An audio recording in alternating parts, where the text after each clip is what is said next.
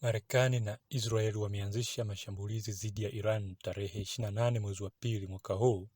Tangu vita hivyo vimeanza mpaka leo ni siku 4 tu.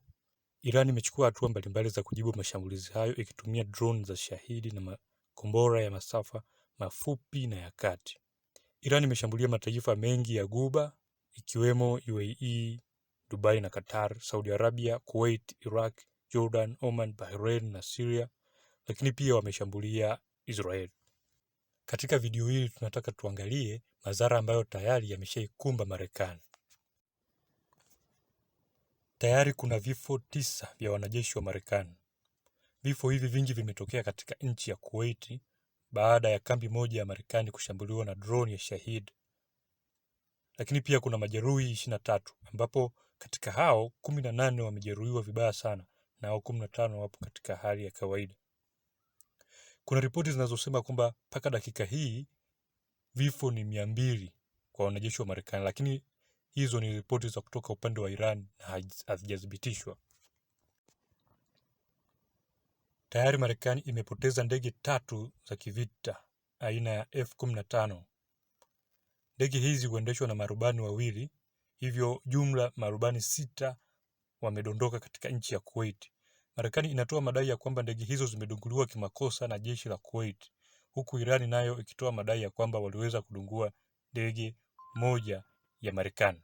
Marekani imedai ya kwamba hakuna hata rubani mmoja aliyeumia, japokuwa katika video inaonekana au katika picha hiyo ukiangalia utagundua rubani mmoja amejeruhiwa mkono.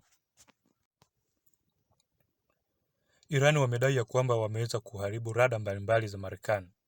Kwa mfano katika kambi ya Al Udeida iliyoko Qatar wameweza kuharibu rada ambayo inadaiwa ina thamani ya dola bilioni 1.1. Ipo video ambayo inaonyesha drone ya Shahidi 136 ikipiga rada moja na kuiharibu vibaya. Ni udhaifu kwa jeshi la Marekani kwa rada zake ambazo ni za bei ghali kuweza kuharibiwa na drone za Shahidi, ambazo drone za Shahidi zina gharama ndogo sana. Iran wamedai wameweza kuharibu mifumo ya ulinzi wa anga wa Marekani aina ya THAAD au Terminal High Altitude Area Defense katika nchi ya UAE katika kambi inayoitwa Al Ruwais. Mpaka sasa hivi kuna udhibitisho wa jumla ya balozi 3 za Marekani ambazo zimeshambuliwa ndani ya Mashariki ya Kati katika nchi za Saudi Arabia, Kuwait na Dubai.